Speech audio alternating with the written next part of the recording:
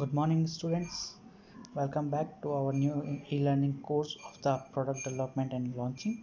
I am Gaurav Agrawal, Assistant Professor in the Mechanical Engineering Department of the Arya Institute of Engineering and Technology. अभी तक हम लोगों ने इसका एक पार्ट 1 देखा था, जहाँ पर हम लोगों ने बात करी थी प्रोडक्ट के बारे में, इसके डेवलपमेंट के बारे में, इसकी लॉन्चिंग के बारे में. Why the need of the product development in the launching for the mechanical engineer, क्यों हम इसको स्टडी कर रहे हैं. हमने बात की प्रोडक्ट क्या है, कैसे हमने इसको सेगमेंटेड किया है अलग अलग लाइन के अंदर कि प्रोडक्ट लाइन क्या थी, प्रोडक्ट फैमिली क्या थी, प्रोडक्ट सेगमेंट क्या था. साथ के साथ हमने बात करी थी किसके बारे में, न्यू प्रोडक्ट डेवलपमेंट के बारे में. सो दोस्तों और स्टूडेंट्स, तैयार हो जाओ आज के लेक्चर के लिए, जहाँ पर हम लोग इसको आगे पढ़ने वाले हैं. हम पढ़ने वाले हैं कि क्या रिस्पॉन्सिबिलिटी है न्यू प्रोडक्ट डेवलपर की, क्या हमारे पास में इम्पोर्टेंस है किसी कंपनी के लिए न्यू प्रोडक्ट डेवलपमेंट का, क्यों हम लोग न्यू प्रोडक्ट को डेवलप करते हैं. So let's start. So what is the importance of the new product for the growth of enterprises. Basically हम लोगों ने इसको डील करा है कि कैसे हमारी किसी भी ऑर्गेनाइजेशन के ग्रोथ के लिए न्यू प्रोडक्ट के लिए डेवलपमेंट की रिक्वायरमेंट होती है. As we declare our new product, तो first it increase the international competition.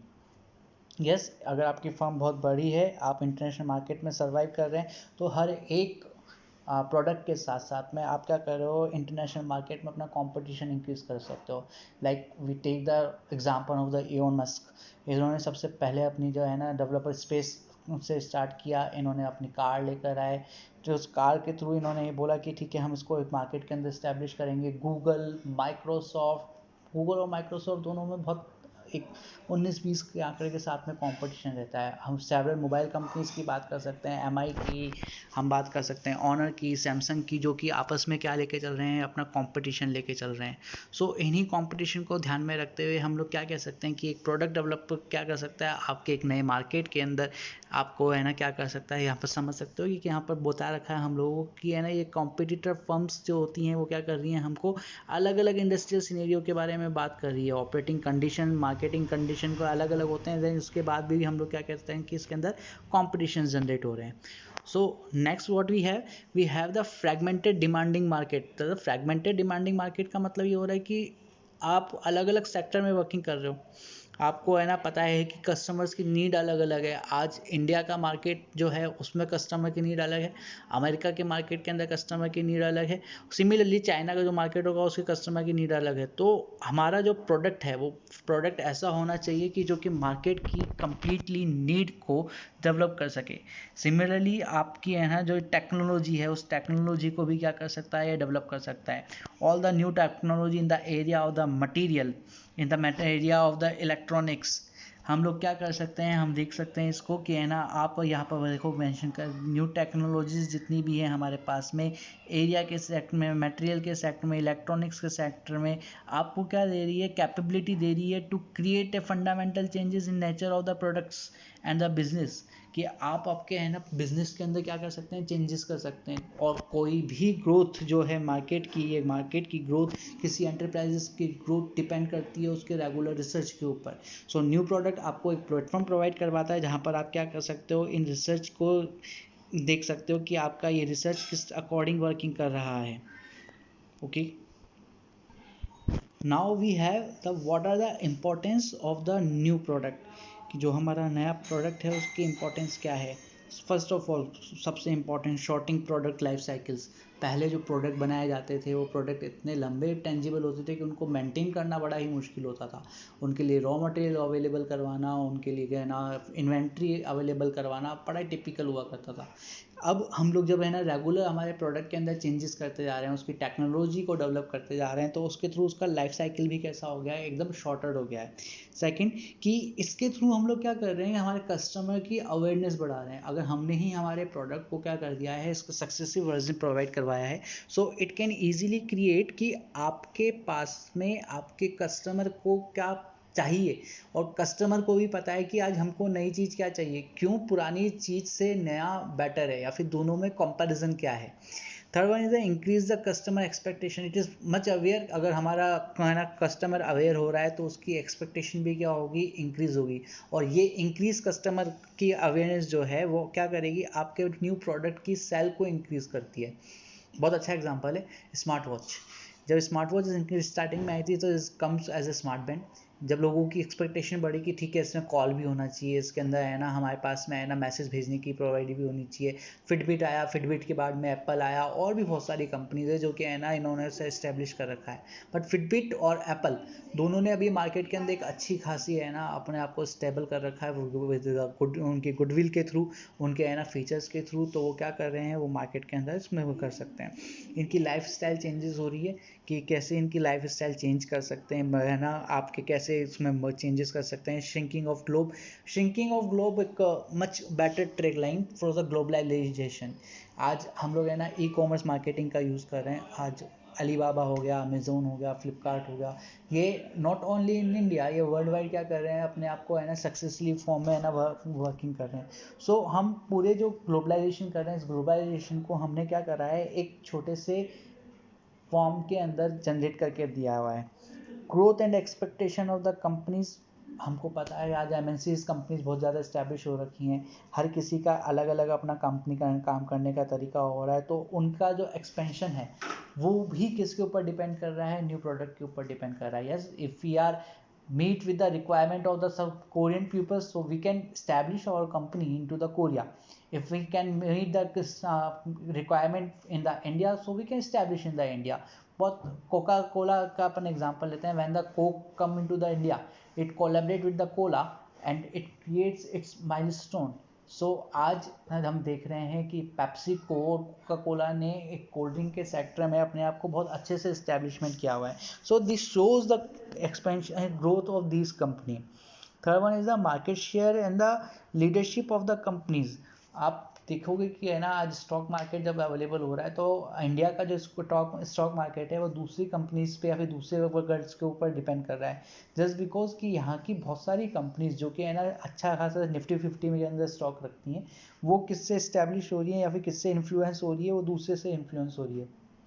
तो अगर आपका प्रोडक्ट अच्छा वर्क कर रहा है, एक अच्छी प्रोडक्ट की रिस्पॉन्सिबिलिटी है, आपकी ग्रोथ बहुत अच्छी हो रही है, तो आप क्या कर सकते हो, आप उन कंपनीज अमॉन्ग दोज और ऑल कंपनीज क्या कर सकते हो, आप एक लीडरशिप बन के जा सकते हो। एमआरएफ, रिलायंस, अगर हम इंडिया मार्केट की बात कर रहे हैं तो एमआरएफ, रिलायंस, ये है ना कुछ टॉप 50 कंपनीज के अंदर आती है जो ऑल ओवर हमारा है ना मार्केट शेयर को क्या करके चलती है, मॉडल करके चलती है। अगर इनमें से किसी कंपनी में गिरावट आ रही है तो definitely it will flow with the market. if the share of these companies are down, then the market will be down. If these shares increase, then market will increase. Bank sector की अगर बात करें तो HDFC bank है, IndusInd bank है, SBI bank है, तो वो इसको क्या करके चल रहे हैं, मूवमेंट लेके चलते हैं। और साथ के साथ last but the not least, involving the technology and the changing precipitation, की आप कैसे है ना चेंज टेक्नोलॉजी को है ना एक्सेप्ट करते हो, कैसे उसके अंदर है ना चैलेंजेस एक्सेप्ट करते हो, वो कैसे उनको चेंज करते हो, ये सब हमारे किसके अंदर इंक्लूड होते हैं, ये हमारे न्यू प्रोडक्ट की इंपॉर्टेंस के अंदर इंक्लूड होते हैं। Next one is the responsibility for the new product development. Whenever we are developing the new product, so there are some responsibility of the developer कि क्यों पहले डेवलप करने से पहले हमको कुछ चीज़ों को देखना पड़ता है। Product development is an interdisciplinary activity. While successfully product development needs contribution from practical all function of a business. There are the basically three meanings हम लोग यहाँ पर बात करेंगे, तीन चीज़ों के बारे में बात करेंगे कि हमको है ना तीन चीज़ों की बहुत ज़्यादा रिक्वायरमेंट है। First one is the marketing, कि हमको क्या करना है, मार्केटिंग करनी है। Marketing is refer to the basically for the customer need. अगर हम लोगों ने सबसे पहले कस्टमर की नीड को पता कर लिया तो हमारे लिए ये बहुत ईजी हो जाता है कि हमको क्या प्रोडक्ट बनाना है और किस मार्केट में उसको इस्टेब्लिश करना है, वो हमको पता चल जाएगा। कैसे उसकी प्रेफरेंस देखनी है कि क्या प्रेफरेंस है, एक पर्टिकुलर मार्केट सेगमेंट को डिफाइन करना कि कौन सा मार्केट, कौन सा प्रोडक्ट किस मार्केट सेक्टर के अंदर है ना लॉन्च होने वाला है, that comes into the category of the marketing. And हमको कहना किस कस्टमर को हमारा है ना प्रोडक्ट सेल आउट करना है, ये भी हमको किसके अंदर देखना पड़ेगा, ये भी हमको देखना पड़ेगा हमारी इस मार्केटिंग कैटेगरी के अंदर। If these are clear then we are easily develop our product or easily insert our product into the market, because the customer need is the key preference for the developing any product. अगर आपने customer की need को पहचान लिया है तो yes you will rule the market. और जैसा कि मैं तुमको बच्चों को सबको मैं है ना स्टार्टिंग के फर्स्ट लेक्चर से कह रहा हूँ, if you are want to read the product development and the launching, so आपको ये मान के यहाँ पर बैठना होगा जब ये स्टडी को लेक्चर को कर रहे हो कि यू आर द एंटरप्रेन्योर। और आपको क्या करना है, आप ये सीख रहे हो, आप सब्जेक्ट नहीं समझ रहे हो, आप ये सीख रहे हो कि मुझे मेरी कंपनी को कैसे आगे लेके जाना है। नो डाउट हम मैकेनिकल इंजीनियर हैं, हम लोग सॉफ्टवेयर इंजीनियर हैं, तो अगर हम लोग हमारी कंपनी ऑक्यूपाई कर रहे हैं, इट मीन्स आप चाहे मैकेनिकल इंजीनियर हो, आप सॉफ्टवेयर इंजीनियर हो, तो आपको इन पॉइंट ऑफ व्यू से निकलना ही पड़ेगा। और आपने ये सीख लिया तो आधी जंग आप लोगों ने जीत ली है। Second one is the design. Obviously अगर हम लोगों ने सब कुछ रोल प्ले कर लिया तो अब उसकी डिज़ाइनिंग के ऊपर भी हमको क्या करना पड़ेगा, वर्क करना पड़ेगा। तो कस्टमर की नीड को किसी टेंजिबल आइटम में कन्वर्ट करने का काम कौन कर रहा है, या हमारी डिज़ाइनिंग कर रही है। कि हमने क्या करा है, जो नीड जनरेट करी हमने, कस्टमर रिव्यू देखे, उसके जो स्पेसिफिकेशन देखे, अब उस फिजिकल फॉर्म को हम लोगों ने किसके अंदर कन्वर्ट कर दिया है, कस्टमर की नीड के अंदर कन्वर्ट कर दिया है। The design function therefore may be consider as the main function interested into the product development activity. It take input from the market function as the product requirement, and pricing, obviously it's include the pricing into this, from the manufacturing function as to the manufacturing constraints in the terms of manufacturing process and speed, and from the management as the financial in the time budget allocation of resources and cross functional relationship. हमको जितना भी budget इसके अंदर allocate होगा, कैसे हमको इसकी price decide करनी है, कहाँ हमारा मार्केटिंग का फंडा होगा, कैसे हम एरागोनॉमिकली हम इसको इंट्रोड्यूस कर सकते हैं। Yes we are I am using a word ergonomics which can be used into the further units, but ठीक है, अगर हमने अभी इंट्रोड्यूस किया है तो हमको इसके बारे में पता होना चाहिए। The basic meaning of the ergonomics is the for the human customer comfort. हम जो भी प्रोडक्ट डिज़ाइन करेंगे, आज सबसे ज़्यादा जो उसका यूज़ कर रहा है वो कौन कर रहा है, ह्यूमन। तो ये प्रोडक्ट का जो यूज़ है वो ह्यूमन कंफर्ट के अकॉर्डिंग होगा, और ये ह्यूमन कंफर्ट हमको क्या करना पड़ेगा, हमेशा मान के चलना पड़ेगा कि इस ह्यूमन कंफर्ट को हमको क्या कर रहे हैं, सेटिस्फाई कर रहे हैं। अगर ह्यूमन कंफर्ट सेटिस्फाई नहीं हो रहा है तो आपका प्रोडक्ट सेल नहीं होगा। Last but not the least is the manufacturing. So in the manufacturing we can say that हम लोगों ने जो भी डिज़ाइनिंग करी, हम लोगों ने जो भी रिसर्च करी है, उसका लास्ट एंड रिजल्ट है क्या, manufacturing. As a mechanical engineer we are focus on the designing sector and the manufacturing sector, where we use the several products. हम लोग प्लांट इस्टेब्लिश करते हैं, हम लोगों ने जितना रिसर्च किया है उसको टेंजिबल थिंग के अंदर बदलते हैं। तो और ये सब चीज़ें हम लोग कहाँ से करके लेके आ रहे हैं, हम लोग लेके आ रहे हैं हमारे पास में is manufacturing process. We can say the manufacturing function is to design and operate the production system. The involvement of the manufacturing system from early stages of product development is therefore essential in order to ensure that the parts, sub assembly and the final product coming out. तो इसके अंदर हम लोग सबसे पहले parts बनाते हैं, सब असेंबल करते हैं और फिर उसको फाइनल करते हैं। ऐसा नहीं है कि पूरा पूरा प्रोडक्ट एक साथ बन जाएगा। Although you are the student of reading this chapter, you are the student of the final year, आप लोग सभी है ना एक इंडस्ट्रियल ट्रेनिंग से निकल के आए हो। तो जो स्टूडेंट्स इंडस्ट्रियल ट्रेनिंग्स में जाके आए हैं उनको ईजिली पता है कि जब हम लोग मास प्रोडक्शन करते हैं तो हम लोग बैच प्रोडक्शन की तरफ मूव करते हैं, जहाँ पर हर एक पार्ट को क्या करा जाता है, स्टेप बाय स्टेप बनाया जाता है। हर एक बैच अलग अलग इसको क्या करता है, प्रोड्यूस करता है, और इसके प्रोडक्शन के बाद में हम लोग क्या करते हैं, इसको मूवमेंट करवाते हैं और सबको असेंबल करके लास्ट में जब हम लोग फाइनल प्रोडक्ट कर बनाते हैं तो उससे पहले उसकी टेस्टिंग भी की जाती है, उसकी क्वालिटी भी चेक की जाती है। So the manufacturing process is the unit of the, जहाँ हम लोग डिज़ाइंस डाटा जो हमारे पास में आया है उसको टेंजिबल थिंग में कन्वर्ट कर रहे हैं by the functioning of the many groups. जो हम लोग है ना एमपी के अंदर पढ़ते हैं, मैन्युफैक्चरिंग प्रोसेस के अंदर पढ़ते हैं कि what are the several ways of the manufacturing process. So हम लोग यहाँ पर प्रोडक्ट डेवलपमेंट की बात करें तो okay this is our and result, जहाँ पर हम लोगों को हमारा प्रोडक्ट मिल रहा है। So we are talking about the manufacturing.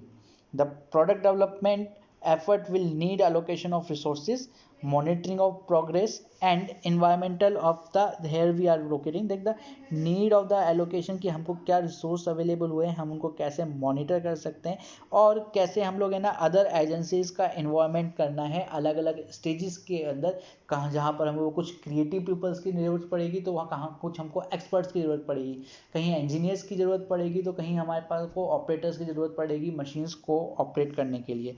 All these things include into the manufacturing of the process.